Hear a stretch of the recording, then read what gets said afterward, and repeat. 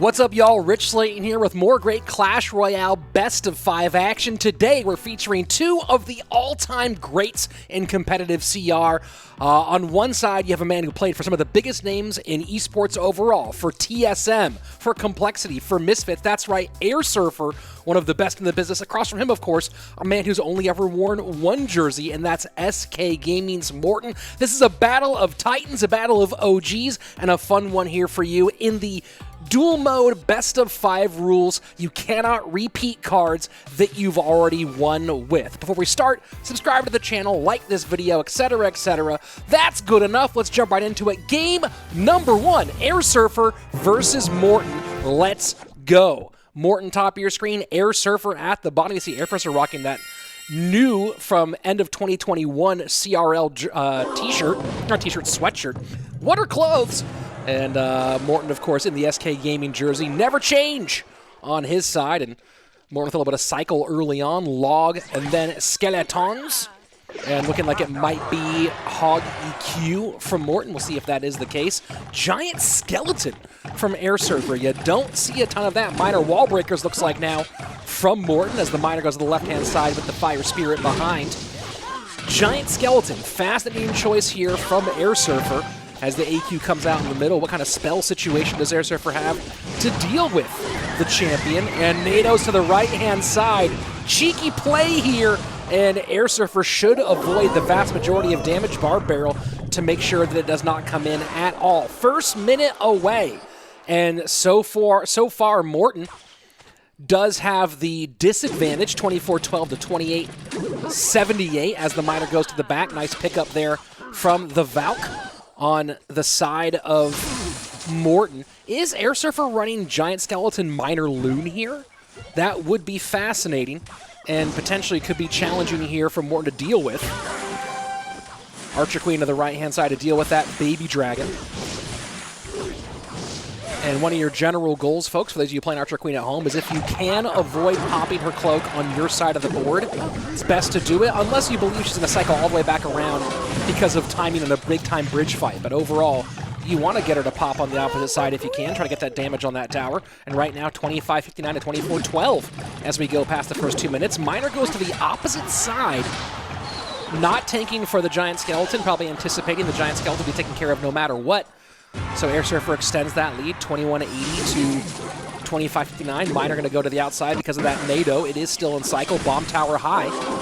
And it's not quite positioned yet for Morton to put Miner inside at 21-82. Once we get down to that 1500 range, you might see Morton start varying that position. But for now, he's kind of locked in the Miners in the safe spot. You see him go there one more time. No, not a good pickup. So that's going to be some nice opportunistic damage for the German as the Miner goes the opposite direction straight to the back because Airsurfer has that advantage. He can go anywhere, and Morton kind of has to just go to the safe spot. But for the moment, it is Morton in the lead, 1863 to 1948. And Miner once again. So next Miner, we might see Morton start changing up those placements. We'll see if that's the case. And trying to get that, ooh, nice little play there from Morton to get the splash damage on tower. You saw him log back the Giant Skeleton for that little extra. And here we go. Loon in front of the Baby Dragon. Miner in front of the Loon. Tesla does come down. That's good news for Morton to have the Tesla. I don't know if Tesla survives here long enough. Poison to help on defense, and that does shut things down. And no death damage. 1600 to 1317. Very close game between these two. And Morton's going to keep on setting up Giant Skeleton on that side, and that's just primarily to threaten, force expenditure, and I believe to pick up any Archer Queens that threaten on that side and prevent any sort of stack from happening. It's going to have to be just minor poison damage from Morton, and I said minor wall breakers earlier before the AQ came out, but it is just minor poison control here. Miner tanking for that balloon, doesn't matter. Tesla up to the task. And Giant Skeleton picks up the Miner here, and yeah, see what this does. It just stops that push from turning into anything, right? Archer Queen really can't do a lot with that Giant Skeleton in front of her. If she steps up into the spot here, and she'll be taken out by that anyway. Miner push to the left-hand side with the Baby Dragon, and Baby Dragon pushes the Loon past the Tesla. Just gives that little extra jolt so the Tesla can't get there in time. Morton went to that well one too many times, Tesla in the middle, and that's a GG. Well played. Great play by Airsurfer. What a nice move by the American. Oh my word, that was a great play. Taking a look at the post-game stats here. Here you go, and you see that minor Loon deck with Giant Skeleton, Ice Wiz, NATO, kind of a throwback deck here from Airsurfer. And overall, good matchup for him based on the win con, but Tesla should have been enough to hold on. Just as hard for Morton to get damage, but he did have that minor and poison. You know, you wonder if he might want to catch more minors with minor plays on defense, but he had to put damage on tower, right? He couldn't just rely on poison damage, and with some great work from Morton early. You had that really, really cheeky play where he logged the Giant Skeleton back to get that Fire Spirit damage on the tower, and for most of the time he made good choices, not varying minor placement too early, getting a ton of damage, but then in the end, it was that big moment. The Baby Dragon helps that balloon sneak past the Tesla just a little bit too fast, gets it on tower, and that, of course, is a GG, well played. Game number 1 goes to Airsurfer. He may not use any of the cards from that deck again for the remainder of this matchup, so let's go ahead and jump into game number 2. Advantage Airsurfer, let's go. And you can see on that left-hand side, under the round 2, those are the cards from Airsurfer's winning deck in game number 1. He cannot play any of those cards again, and he's playing Wall Breakers, no minors, so probably means it's going to be the Skill Drill, the Goblin Drill plus Wall Breakers, and here we go. So it is Goblin Drill, Wall Breakers, and Morton just waiting for a bit, does get the Valk down to pick things up. And good control here. Valk versus this deck is going to be very nice for Morton. Remember, Morton can play any cards he wants, so you see him repeating Valk here because he can, and it's Lava Hound for Morton. No NATO, no Ice Wiz, no Baby Dragon, no Bomb Tower. So a lot of good opportunities here for a Lava Hound deck. Good choice by the German. And Wall Breakers behind the Valkyrie. Do they connect? And they will, and Morton just has to eat that, but now he has a huge counter push. Got 11 on the board. Tesla trying to play some defense here. I don't know his big spell situation. It's Fireball, and that's going to be a lot as that Lava Hound pops. Unless Airsurfer can get that Mega Minion off the board, Mega Minion will be tanking for the Lava Hound. Oh, the Valk. The Valk pulls the Mega Minion back. Very, very nice. Fireball comes out anyway. Balloon, though, sliding on through. That's going to be a lot of balloon damage here. So Morton puts together a great sequence. Airsurfer puts together a nice defensive reply, but it's just simply not enough, and that's tower down on the first push from Morton. Very, very nicely played. The Valk pulling the Mega Minion out of the way. And you gotta wonder if maybe Airsurfer wasn't sure if it would work. It seemed like that was gonna be pretty clear. It was gonna pull the Mega Minion back. And he got maybe overspent there with the Fireball, but again, he wouldn't be able to get back to a Tesla again. Maybe he could have gotten back to a Drill to pull the Balloon. But yeah, tough spot there for Airsurfer and a great play by Morton just to threaten when he knew Airsurfer was gonna be low. And it seems unlikely that Airsurfer can break through here. He's in a Wall Breakers to the right-hand side. Zap probably here to stop those. No, not even going to worry about it. Morton's just going to go ahead and use HP as a resource. Great, great play by Morton. Knowing he had plenty of damage to give, might as well give that damage away on that right-hand side. This time he's going to save that and zap these off. Nope, Valk instead. Drill comes in. See, that's why I thought he was going to zap because of the Valk being wanted to play for the Drill. But Valk still comes back in the Tombstone combination. Just shutdown play here by Morton. Absolute shutdown play here. I don't see any way for Airsurfer to come back in this one at this stage. Has to threaten on that right-hand side with the Wall Breakers, or chooses to at least. Man, that was a really great sequence overall. And going to tie things up 1-1 between these two. A lot of fun to watch. This is what you wanted. When you see Airsurfer versus Morton, what do you want to see? You want to see a back-and-forth battle. And there we go, all tied up after 2.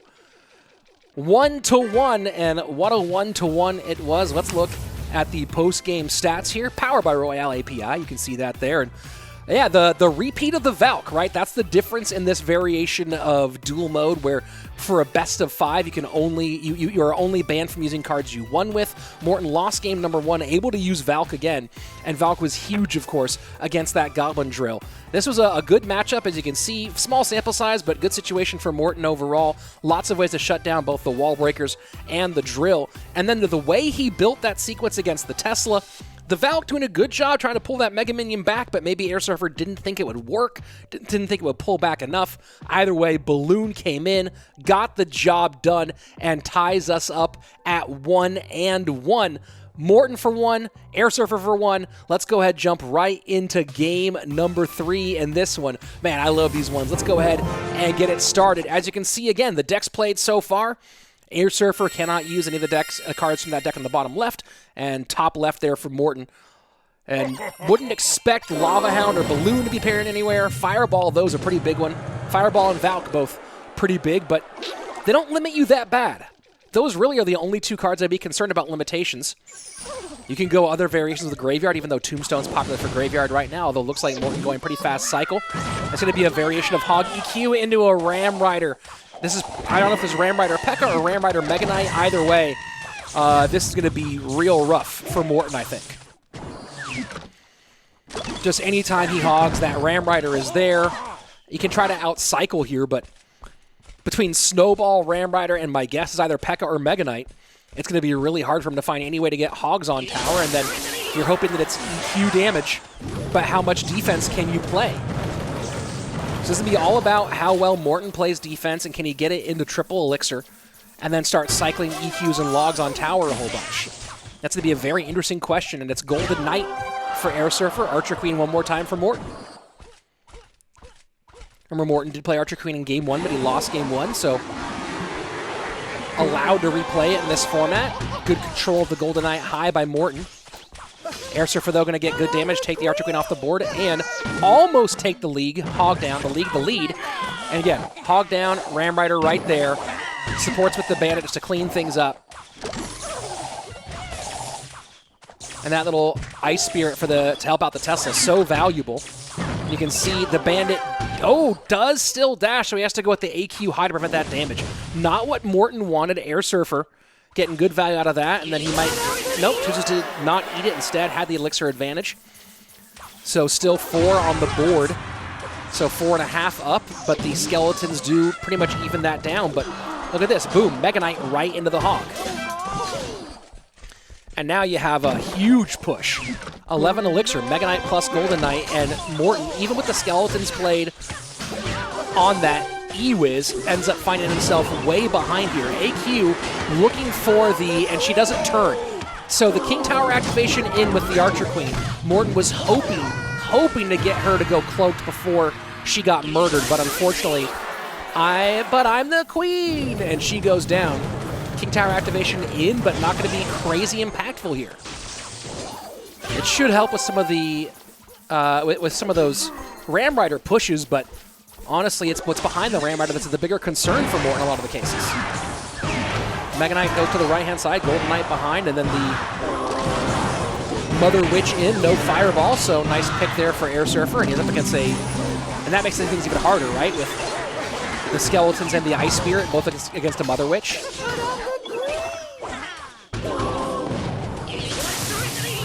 Log takes care of business, 2380 to 2371. Morton slightly ahead right now. And with that elixir advantage, does play the EQ. And that's what this deck can do, this hog cycle deck. You can fall behind on elixir, but if you know how to make those key trades, right? So here you see playing that 1 on the 4 for the E-Wiz, able to get those deficits back when you can. Although this is looking dangerous here. AQ working on that Mega Knight, but Ram Rider in deep. AQ going to get taken out. Ram Rider might not connect here, but the Mega Knight gets a huge lead.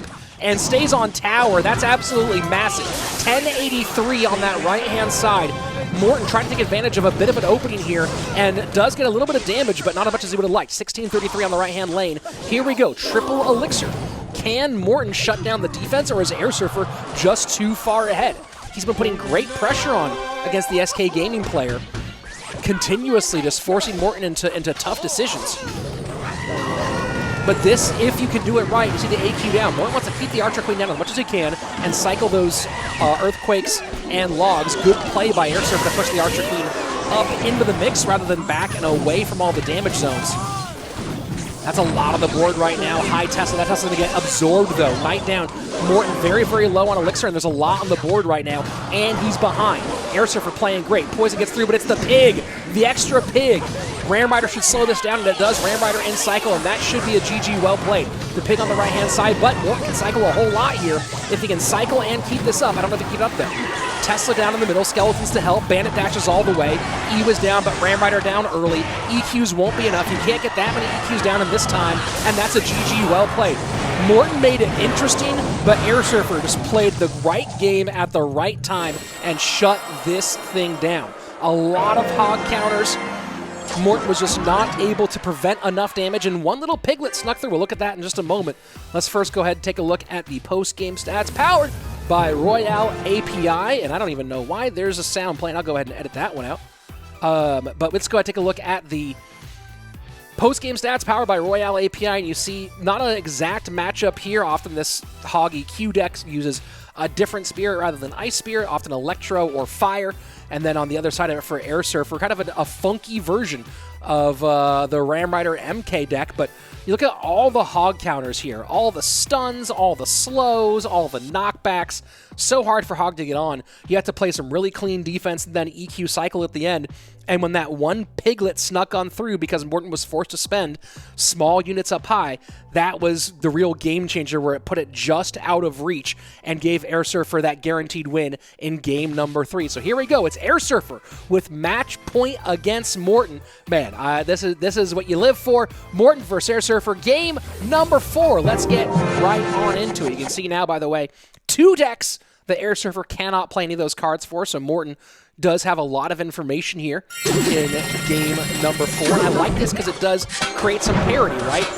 When you're here in game number 4, Morton gets the advantage in terms of preparing for matchups because he doesn't have the same restrictions that Airsurfer has. I really love dual mode in BO5 for that reason. You get a bad matchup in a couple of games, but you have the ability to come back based on better matchup knowledge for later games. So round number 4, Airsurfer going to go with Fireball bait, and Fireball's out for Morton. That's a great call for Airsurfer. That's a great call for Airsurfer. And that's a lot of damage early on, 23-24. Airsurfer takes the lead back away from Morton. Electro Spirit for the bats, or for, in this case, the spears. And E-bars. Whoa, okay. Airsurfer getting cheeky here with this one. We go past the first minute. That should be enough to prevent any more damage, and it's going to be a lead for Airsurfer, both in elixir and in damage. And Morton does have to spend quite a bit to hold on, and you see that 2 elixir advantage. Well, that's Airsurfer spending the 1 elixir Electro Spear on those Spear Goblins. That makes some of the good choices as well here. And Morton will get some more damage on that left-hand side. Flying Machine comes out, but that does make the lead go to the SK Gaming player. As King split at the bridge. And it's no choice for Morton. He has to go ahead and defend on that right-hand side more. So special damage coming in for Airsurfer on the left, giving him options. Here we go in a double elixir time, about 5 seconds from now. Morton good job putting pressure. E-Barb split at a nice time. Ice Spirit does give Morton a few more spots on the left-hand lane, but Electro Spirit shuts down that Skeleton King ultimate. Is that what you call it? The ultimate ability? The ability? And forced to spend on defense against those E-Barbs is Morton. Flying Machine on the board, and the 6-man comes out. 4 to the left, 2 to the right. This is a lot for Airsurfer to put on the board. Morton going to be in a lot of trouble. He has to make some real decisions. Bats that right-hand side. Arrows behind, and that's going to be a ton of damage. Spears come out, but they come out very, very late here as Morton's thirsty for elixir. 5-11 on the right-hand side, and Morton goes to the back here with the miner, but cannot seem to get the opening he wants for that real big minor damage. So twice now, Morton going with variations of minor control, and twice just running into trouble. I just don't know, can the best players in the world play minor control? Can they win some GCs? The Tesla doesn't get the Hog Rider! Or not the Hog Rider, the Royal Hog! It should be like that, right? Doesn't get the Royal Hog, and it sneaks on through. Piggy puts that tower down. Take a look at that matchup here at the end on that. And it's, again, not much data here, a very strange version of Fireball bait with EQ arrows and the E-Barbs, and then Morton with another variation of minor control. And that's the interesting thing, right? You still see a lot of pros winning grand challenges with minor control, but you don't see a lot of pros playing minor control in competitive matches. And I think we saw why there. There's 2 games in a row, or 2 games of minor control, where it just the margin for error is so razor thin. And this one was, I think, a tougher matchup than the first one. The first one, Morton certainly had that opportunity, but the balloon snuck on by. Minor control is just a hard thing to pull off. Are pros winning GCs with it? Absolutely. Is even a guy like Morton gonna regularly feel like he has a great situation against a guy like Airsurfer? I think we kind of saw that that's not the case, even with a guy who's a world-class talent like Morton. So a tough call there. You know, they obviously know more than I do. I'm just a caster, but you know, I think that's kind of why you don't see a ton of minor control these days. But who knows? Maybe we'll see more in the upcoming bit of CRL. Now, guys, of course, we aren't done here. I didn't want to spoil the video by having the video end at an X amount of time, and you go, oh, I know who wins this because of that. So we're going to do a huge throwback. I mean, I think this is back to like mid-2020 maybe, to go take a look at the I Stay Home Cup, which I think was spring of 2020 when we were all in super lockdown mode. So let's go ahead and check this old school one out. A fun matchup, man, and you'll hear like it's a totally chill casting. By the way, I think that Baby Boy Slayton was still a baby boy then, and he was napping in the next room, so I wasn't yelling. So here you go. Check out this this really fun throwback from the I Stay Home Cup. Here you go. The overlays. I'm not in charge of any of the graphics. I don't know why it's Canario's picture with Soking. Someone's asleep at the wheel. That's my theory.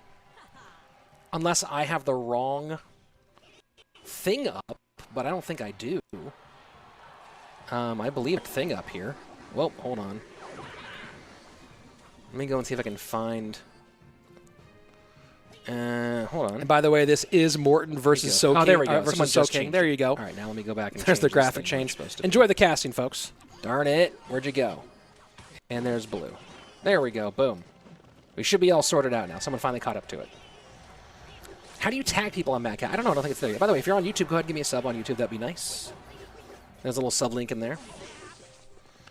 And if you're on MadCat, give me a follow. I'm trying to be the first Clash Royale streamer to be hit 500 followers on MadCat. Oh, Janine just followed. Thank you very much. Here we go. Over on the MadCat side. MadCat's still in beta, so some features haven't rolled out yet, but they will. Oh, let me link the bracket. Do I still have that for a cut and paste? I might. No, I don't. Okay, hold on, let me go get the bracket link for you. As you can tell, it's a little lax today, because this is just me stepping in, making sure there was an English stream for the top, for the end. Here I am. So there's the bracket, the challenge bracket over on the MadCat side. Let's go over to the other side. Boom. There's the bracket on both sides. There you go. Morton going bait. Prince Rascal's bait. So interesting. The gamers, I don't believe Soking is playing in No Tilt League. I don't believe he's on a team. Could I be wrong? Yes. Do I think I'm wrong? No. Flash just joined. What are my top 3 favorite Supercell games? I mean, there's only 5 of them, so I'm going to go, I think it's pretty easy for me, CR, Brawl Stars, and Clash of Clans. Master United, there's no, it's the $100 open is open to anybody, as long as you can receive a PayPal payment for your winnings if you do win. But it's not a live event. You know, everyone on MadCat is supposed to be, everyone on MadCat YouTube is supposed to be 13 plus. So, do what you do. Oh yeah, now there's emotes on MadCat as well. They just added those. Those are pretty cool.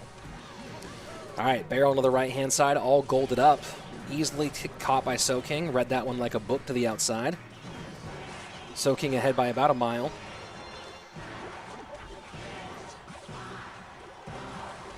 Dark Goblin trying to hold on here. He's going to run right into that poison.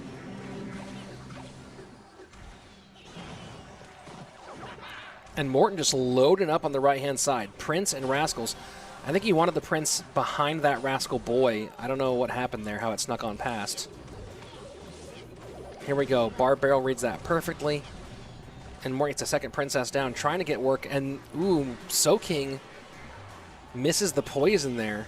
That could be good for Morton. Let's see if he can make anything out of it. Prince down in front, Dark Goblin behind. And a lot at the bridge here. So Soaking going to be stretched a little bit thin this time, as you can see on the tower now.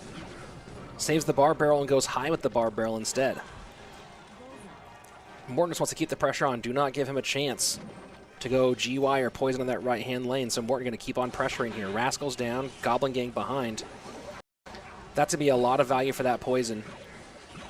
That's going to be a lot of value for that poison. Soaking didn't get to spend the poison on the tower, but that's still a ton of value for him. And here we go. Soaking loading up left-hand lane. Prince, though, to set the bridge. Prince and Rascals both trying to hold the line here, not let that Graveyard go, but also now Soaking is not letting Morton spend on the right-hand side. Naked Graveyard on the left. Goblin Gang to defend.